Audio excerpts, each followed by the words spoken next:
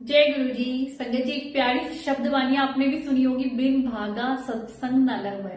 तो बिना भागों के हम सत्संग की वो घड़ी नहीं बिता सकते हैं। संगत जी, बड़े ही भागों से हमें गुरु जी महाराज के किसी सत्संग का बुलावा मिलता है। हम चाह के भी नहीं जा सकते अगर गुरु जी ने हमें नहीं बुलाया है। तो जब भी आपको गुरु जी महाराज के किसी सत्संग का इनविटेशन मिलता है तो समझ लीजिए गुरु जी की तरफ से आपका बुलावा आया है, और कोशिश करें संगत जी वहां पे पहुंचने की।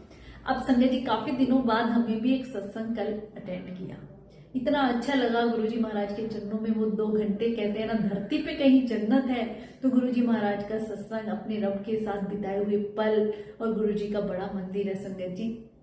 जब हम बैठे, वहां का ऑरा इतना पॉजिटिव, साक्षात जैसे गुरुजी महाराज गद्दी पे बैठे हैं और वो अमृतवाणी बरस रही है, जिससे कहते हैं ना हमारे अंदर की सारी मैल धुल जाए।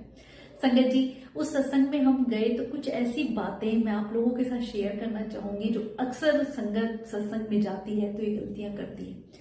क्योंकि कोई भी संगत जब गुरुजी महाराज का सत्संग अपने घर करती है, सबसे पहली बात तो गुरुजी की मर्जी के बिना सत्संग हो ही नहीं सकता।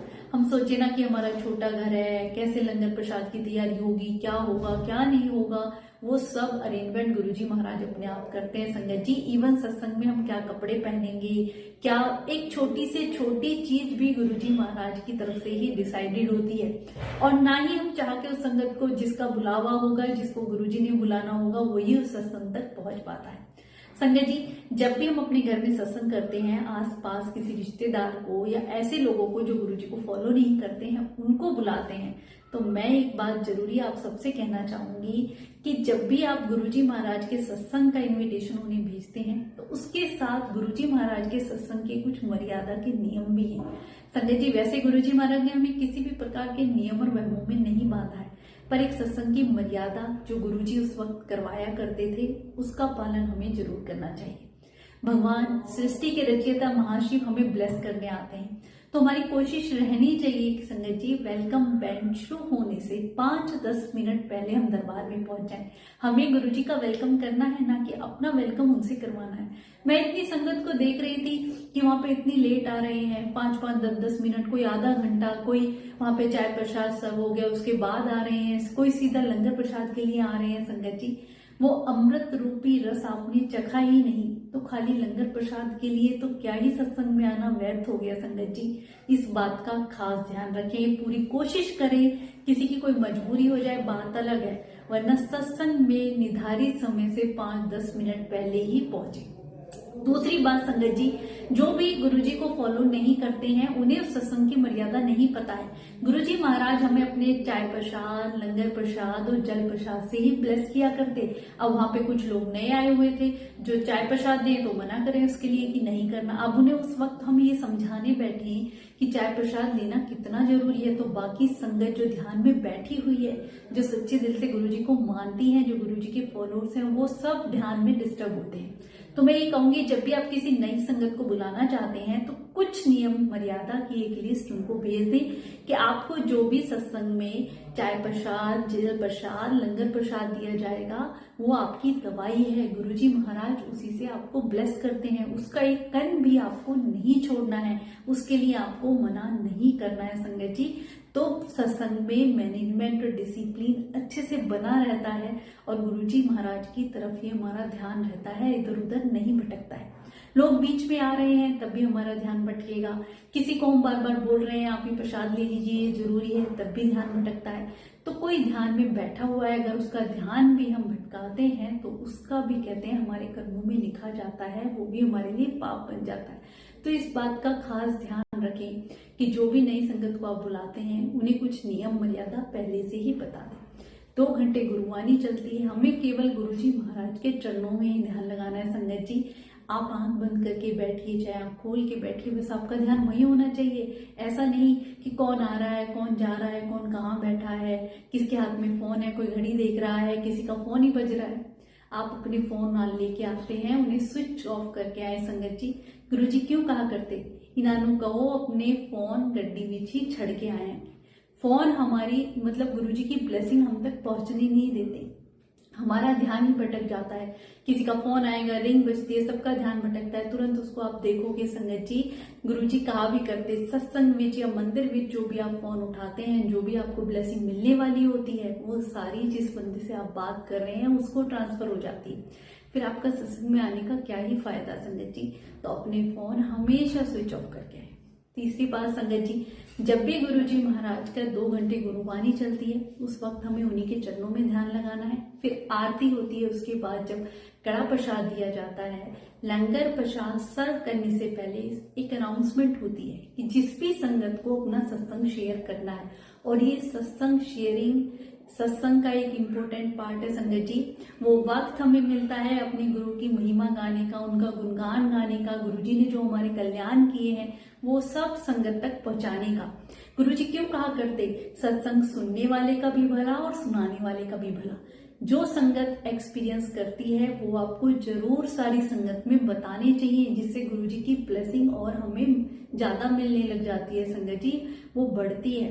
हाँ, आपकी कुछ पर्सनल ब्लेसिंग है, कहीं ओम के दर्शन होना या गुरुजी के ड्रीम दर्शन होना, ये आपकी पर्सनल है, आप इन्हें शेयर ना करें। जो गुरुजी ने आपका कल्याण किया है, आपकी कोई बीमारी ठीक करी है, आपका कोई काम बना है, आप पॉजिटिव सोचने लगे हैं, आपके अंदर जो चेंजेस आए हैं, वो सब संगत तक आप पहुंचा सकते हैं। जब सत्संग शेयरिंग होती है संगत जी, अक्सर देखा है आरती के तुरंत बाद सारी संगत आपस में बातें करने लग जाती है, हेलो हाय होता है किसी को, तो नॉर्मल बातें, कोई फैमिली की बातें, कोई कैसी बातें। आप ये बात समझिए, गुरुजी महाराज उस वक्त भी गद्दी पे विराजमान होते हैं, हमें ऐसे उनका अनादर नहीं करना चाहिए। जब कहते हैं ना हाजी राजी वो बैठे हुए हैं, तो हम उनके सामने बातें ना करें। वो लंगर प्रसाद जब सत्संग शेयरिंग हो रही है तब भी हमें ध्यान से सुनना है, उसमें हमारी ब्लेसिंग छुपी होती है। और उसके सत्संग शेयरिंग के बाद जब हमें लंगर प्रसाद दिया जाता है, और लंगर प्रसाद सत्संग शेयरिंग के बाद ही सर्व करना चाहिए, क्योंकि संगत फिर लंगर पहले ही करने लग जाती है तो उनका ध्यान बढ़ता है, वो सत्संग ध्यान से नहीं सुनते। 5-10 मिनट आप शॉर्ट में करके अपने सत्संग सुनाइए। मैं मानती हूँ संगत को अपने घर जाने की जल्दी होती है। लंगर प्रसाद जब दिया जाता है, संगत आपस में बिल्कुल बात ना करें संगत जी। जो प्रसाद की थाली एक बार आपके पास आ गई है ना, वो अमृत प्रसाद न जाने आपकी कितनी बीमारी को ठीक करता है। एक भी कण उसमें से आपको नहीं छोड़ना है। और किसी को कभी जो भी सेवादार आपको दे रहे हैं उसको ये नहीं कहना थोड़ा दीजिए, कम दीजिए, नहीं संगत जी। कौन से कर्म कर रहे हैं, हमारे अंदर कौन सी बीमारी है जिसे गुरुजी इस प्रसाद से ठीक करते हैं। बिल्कुल मौन होके मंत्र जाप करके गुरुजी महाराज का वो लंगर प्रसाद ग्रहण कीजिए। और लंगर प्रसाद ग्रहण करने के बाद चुपचाप, किसी से हमें बातें नहीं करनी है, सीधे आप अपने घर जाइए। गुरुजी यही कहा करते कि अगर तुम सीधे नहीं जाते हो, इधर उधर कहीं जाते हो या आपस में बातें करते हो, तो जो ब्लेसिंग तुमने यही ली है ना, उसको यहीं छोड़ जाओगे। यहाँ आने का फिर कोई फायदा नहीं है। उस ब्लेसिंग को हमें घर तक लेके जाना है। गुरुजी कहा करते हैं ना कि सत्संग में अगर कोई तो फैमिली का एक भी मेंबर आ जाता है तो बाकी सभी फैमिली मेंबर्स को ब्लेस करता। तो अगर हम एक भी जाते हैं ना, तो ब्लेसिंग सारी अमृत रूपी रस जो हमने वहां चखा है उसको इकट्ठा करके ले जाएं, अपने अंदर ऑब्जर्व करके ले जाएं अपने घर तक, अपने सारी फैमिली मेंबर्स के लिए। संगत जी, गुरुजी महाराज के सत्संग में जब ही जाने का फायदा है। आप सत्संग में बैठे हैं, ध्यान कहीं और है। कहते हैं ना, सत्संग में होके भी हम गैर हाजिर हैं, किसी का ध्यान काम में है, किसी का कारोबार में है, किसी का कोई बातों में है। संगत जी, मैं अपना एक्सपीरियंस शेयर करूंगी। अगर बाई चांस आपका ध्यान नहीं भी लगता है, क्योंकि मन है हमारा भटकता है, इसमें विकार इतने हैं, इतनी नेगेटिव सोच भी है, तो जब भी आपका ऐसा ध्यान भटकने लगे तो आप जय गुरु जी का जाप अंदर ही अंदर शुरू कर दे। कोई नेगेटिविटी थॉट्स आपके अंदर आएगा ही नहीं, केवल गुरु जी के चरणों में ही ध्यान होगा। उनके स्वरूप को निहारें, उनकी गद्दी को निहारें, उनके चरणों में ध्यान लगाएं। और गुरुवाणी तो संगत जी कहते हैं ना, शब्दवाणी में इतनी ताकत है। एक एक शब्द, एक एक वाणी कहते हैं ना, उसका रस जब हम पिए ना और अपने गुरुजी महाराज से रिलेट करें एक एक शब्द को, और उससे हम जीवन जीने का ढंग सीख लें, तो फिर हमारा ध्यान भी नहीं भटकता है। सत्संग में हम जाते हैं तो कुछ सीख के आए, और जो सीख हमें मिलती है गुरुवाणी के जरिए उसको जीवन में अपनाएं, तभी हमारा सत्संग में जाने का फायदा है। तो जो भी संगत पहली बार सत्संग में जा रही है या अपने घर सत्संग करवाने की सोच रही हैं, तो इन बातों का खास ध्यान रखें कि गुरुजी महाराज ने जो मर्यादा सत्संग की सेट करी, उसी के अकॉर्डिंग हमें सत्संग करना है। सत्संग में केवल गुरुवाणी, शब्दवाणी जो गुरुजी द्वारा ब्लेस्ड है वही चलनी चाहिए, ना कि हम अपनी पसंद के कोई भजन लगाएं। हम सत्संग किस लिए करते हैं? गुरुजी के लिए। संगत जी, लंगर प्रसाद भी बिल्कुल सिंपल रखें, जैसे गुरुजी महाराज अपने सिंपल बड़े मंदिर में भी आज भी सर्व करवाते हैं, वैसे तो हमें किसी भी प्रकार के फालतू मेटेरियलिस्टिक चीजों में नहीं पड़ना है।